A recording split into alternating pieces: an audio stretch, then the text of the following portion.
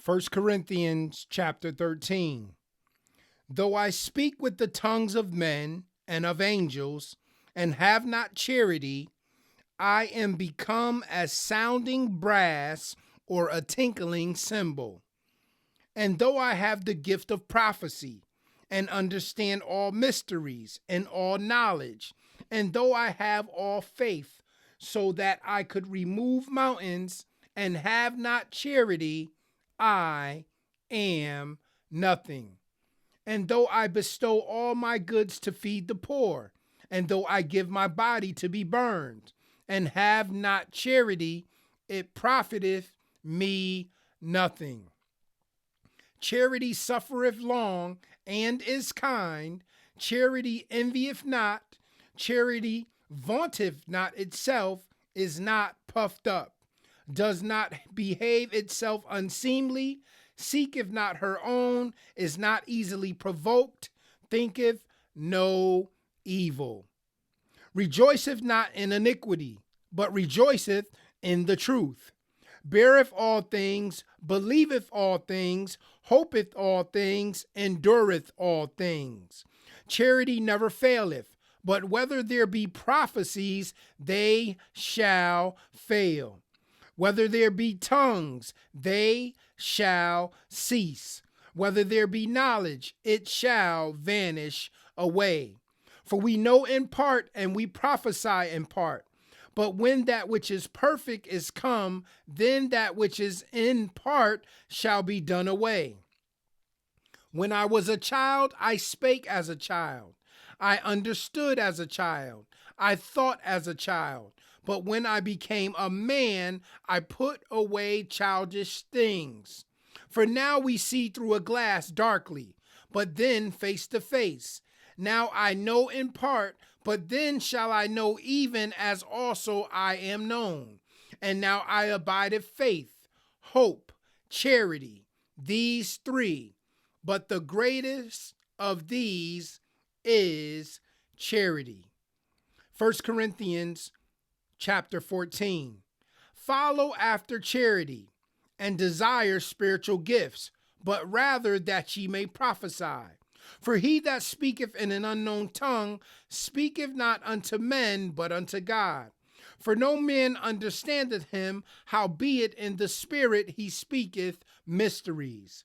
But he that prophesieth speaketh unto men to edification and exhortation and comfort. He that speaketh in an unknown tongue edifieth himself, but he that prophesieth edifieth the church. I would that ye all spake with tongues, but rather that ye prophesied. For greater is he that prophesieth than he that speaketh with tongues, except he interpret, that the church may receive edifying. Now, brethren, if I come unto you speaking with tongues, what shall I profit you? Except I shall speak to you either by revelation, or by knowledge, or by prophesying, or by doctrine. And even things without life-giving sound, whether pipe or harp, except they give a distinction in the sounds, how shall it be known what is piped or harped? For if the trumpet give an uncertain sound, who shall prepare himself to the battle? So likewise, ye, except ye utter by the tongue words easy to be understood, how shall it be known what is spoken? For ye shall speak into the air. There are, it may be, so many kinds of voices in the world, and none of them is without signification. Therefore, if I know not the meaning of the voice, I shall be unto him that speaketh a barbarian, and he that speaketh shall be a barbarian unto me.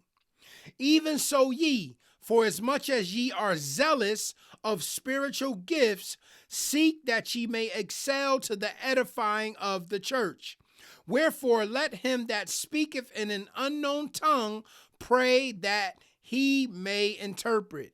For if I pray in an unknown tongue, my spirit prayeth, but my understanding is unfruitful. What is it then? I will pray with the Spirit, and I will pray with the understanding also. I will sing with the Spirit, and I will sing with the understanding also. Else when thou shalt bless with the Spirit, how shall he that occupieth the room of the unlearned say amen at thy giving of thanks, seeing he understandeth not what thou sayest? For thou verily givest thanks well, but the other is not edified. I thank my God I speak with tongues more than ye all. Yet in the church I had rather speak 5 words with my understanding, that by my voice I might teach others also, than 10,000 words in an unknown tongue. Brethren, be not children in understanding, howbeit in malice be ye children, but in understanding be men. In the law it is written, with men of other tongues and other lips will I speak unto this people. And yet for all that will they not hear me, saith the Lord. Wherefore tongues are for a sign, not to them that believe, but to them that believe not. But prophesying serveth not for them that believe not, but for them which believe. If therefore the whole church be come together into one place, and all speak with tongues, and there come in those that are unlearned or unbelievers, will they not say that ye are mad? But if all prophesy, and there come in one that believeth not, or one unlearned, he is convinced of all, he is judged of all. And thus are the secrets of his heart made manifest. And so falling down on his face, he will worship God, and report that God is in you of a truth. How is it then, brethren, when ye come together, every one of you have a psalm, have a doctrine, have a tongue, have a revelation, have an interpretation? Let all things be done unto edifying. If any man speak in an unknown tongue, let it be by 2, or at the most by 3, and that by course, and let one interpret. But if there be no interpreter, let him keep silence in the church, and let him speak to himself and to God. Let the prophet speak 2 or 3, and let the other judge. If anything be revealed to another that sitteth by, let the first hold his peace. For ye may all prophesy one by one, that all may learn, and all may be comforted. And the spirits of the prophets are subject to the prophets. For God is not the author of confusion, but of peace, as in all churches of the saints. Let your women keep silence in the churches, for it is not permitted unto them to speak, but they are commanded to be under obedience, as also saith the law. And if they will learn anything, let them ask their husbands at home, for it is a shame for women to speak in the church. What? Came the word of God out from you, or came it unto you only? If any man think himself to be a prophet or spiritual, let him acknowledge that the things that I write unto you are the commandments of the Lord. But if any man be ignorant, let him be ignorant. Wherefore, brethren, covet to prophesy, and forbid not to speak with tongues. Let all things be done decently and in order. 1 Corinthians chapter 15. Moreover, brethren, I declare unto you the gospel which I preached unto you, which also ye have received, and wherein ye stand, by which also ye are saved, if you keep in memory what I preached unto you, unless ye have believed in vain. For I delivered unto you first of all that which I also received, how that Christ died for our sins according to the scriptures, and that he was buried, and that he rose again the 3rd day according to the scriptures, and that he was seen of Cephas, then of the 12. After that, he was seen of above 500 brethren at once, of whom the greater part remain unto this present, but some are fallen asleep.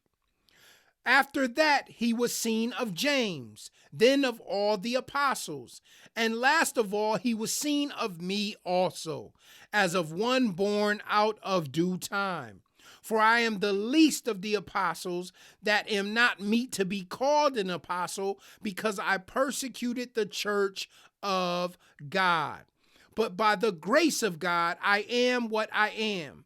And his grace, which was bestowed upon me, was not in vain.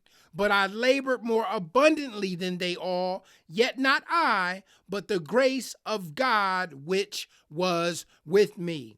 Therefore, whether it were I or they, so we preach, and so ye believed. And we know that the beautiful word of the Lord is already blessed. Until tomorrow, guys, I love you. Shalom.